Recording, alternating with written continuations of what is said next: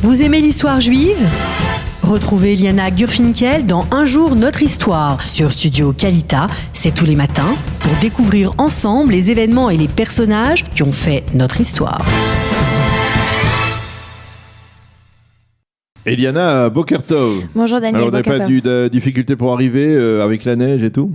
Tout va bien. Ouais, voilà, on aurait espéré. Il n'y en a plus de neige. On voulait plus de neige, voilà. Ouais, on aurait pu et la semaine dernière, ils avaient prévu de la neige, il n'y en a pas eu. Cette semaine, ils ont prévu. La semaine prochaine, il y en aura. Voilà, la semaine prochaine, si Dieu veut, on n'aura pas d'émission jeudi matin parce qu'il y aura trop de neige dans les routes.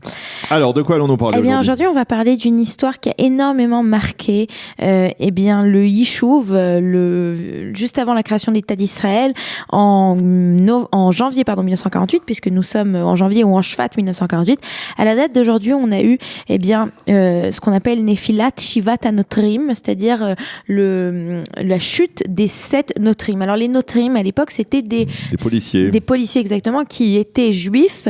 Donc on rappelle, il faut repartir un petit peu en arrière, que déjà à l'époque, Jabotinsky, au moment de la Première Guerre mondiale, était allé trouver les autorités britanniques et leur avait proposé de créer une légion juive. Et cette légion juive, quelque part, elle ne s'est jamais arrêtée, puisque après, quand le mandat britannique, quand Eretz Israël était sous mandat britannique, on avait toujours des policiers juifs qui étaient présents.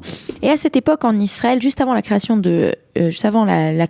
puisqu'on est en janvier 48, donc quelques mois seulement avant la création de l'État, et la guerre a en fait déjà commencé. On le sait que le 29 novembre 1947, quand il y a le vote à l'ONU, le lendemain, le 30 novembre, on a le premier attentat arabe contre des cibles juives, et cela va continuer en fait jusqu'à la création de l'État d'Israël. Et au moment où on aura, après le 5 mai 1948, le 6 mai, ce seront cette fois-ci les armées arabes des pays voisins qui vont attaquer Israël.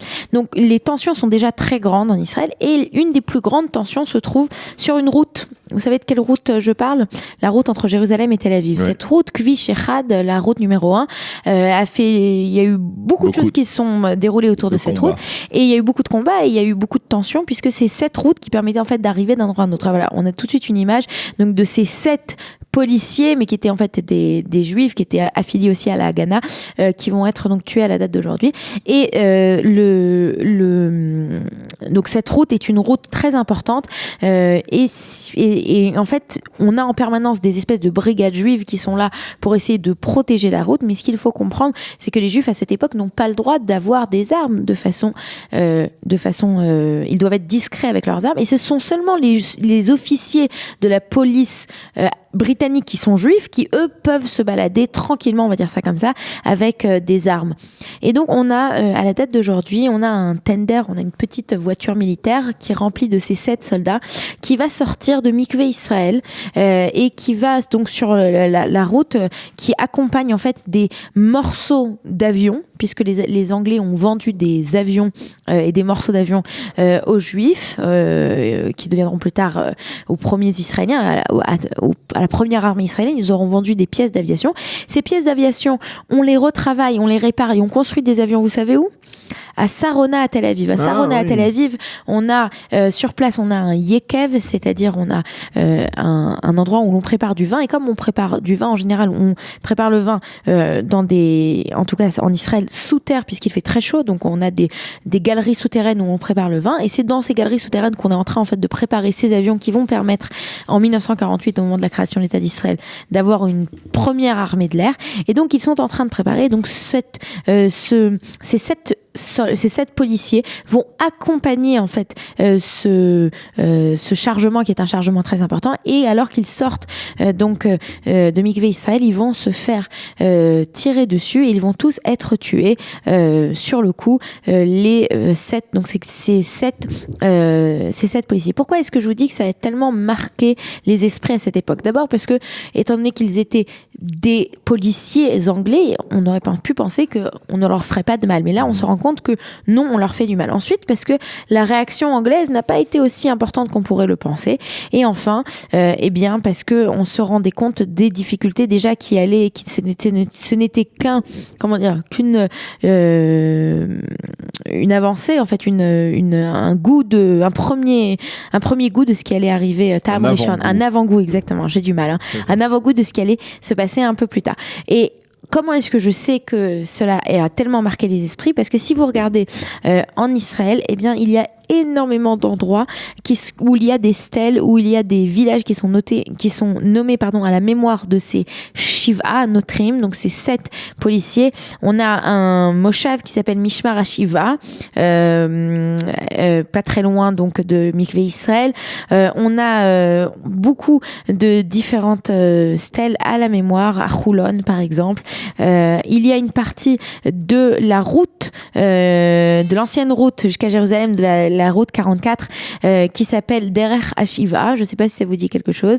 Enfin bon, il y a énormément d'endroits qui se rappellent donc de ces 7 policiers. Je vais juste rappeler leur nom: Menachem Avtichai, David Avnitsky, Tzvi Zeira Yaakov Olami, Yitzhak Cordoba, Kalman Rosenblum, Eliyahu Elik Shamir. Et vous pouvez vous rendre compte que dans tous ces noms, on a des noms qui viennent de partout, des noms de juifs qui viennent et des pays ashkénazes, des pays séfarades, et qui ont été donc assassinés à la date d'aujourd'hui. La chute donc des 7 policiers le 11 Shvat 1948. Merci beaucoup Eliana, et si vous me permettez, sans aucun rapport avec votre chronique, je voudrais peut-être rendre un très bref hommage, mais très émouvant hommage à une personne qui nous a quittés hier, qui était une grande militante sioniste. Elle s'appelle Gisèle Meyer. C'est une personne que tous ceux qui ont fait leur aliyah dans les années 80, 70, 80 en particulier, à travers le mouvement de l'aliyah, ce qui s'appelait à l'époque le MAF, bien avant que n'existe Kalita ou d'autres organisations comme AMI, eh bien, il y avait le mouvement de l'Aliyah de France dans les années 80, et eh bien, Gisèle était l'âme vivante de ce mouvement de l'Aliyah de France. Gisèle Meyer, qui était une véritable militante, une femme de caractère, de poigne, une sioniste invétérée, une amoureuse folle de l'État d'Israël, et elle nous a quittés hier prématurément à l'âge de 66 ans. Elle sera inhumée tout à l'heure au cimetière du Har HaMenuchot à Jérusalem. Je voulais à travers ce Studio Kalita lui rendre un bref hommage. On l'a tous connu dans cette grande période du mouvement de l'Aliyah de France à l'époque, le MAF, ça s'appelait le MAF, la Tnuat Aliyah. Kalita de l'époque. C'était presque Kalita de l'époque, mais c'était d'autres objectifs, c'était de faire monter des milliers de jeunes, et le MAF à l'époque, dans les années 70 et 80, amenait en Israël des centaines et des centaines de jeunes chaque année pour découvrir l'État d'Israël, et il y en a beaucoup qui ont fait leur aliyah à travers le mouvement de l'Aliyah de France dans les années 70 et les années 80, et donc beaucoup grâce à Gisèle Meyer, Zichron Livracha. C'était l'occasion de lui rendre un hommage. Merci Daniel. Vous aimez l'histoire juive ? Retrouvez Liana Gurfinkel dans Un jour notre histoire sur Studio Kalita. C'est tous les matins pour découvrir ensemble les événements et les personnages qui ont fait notre histoire.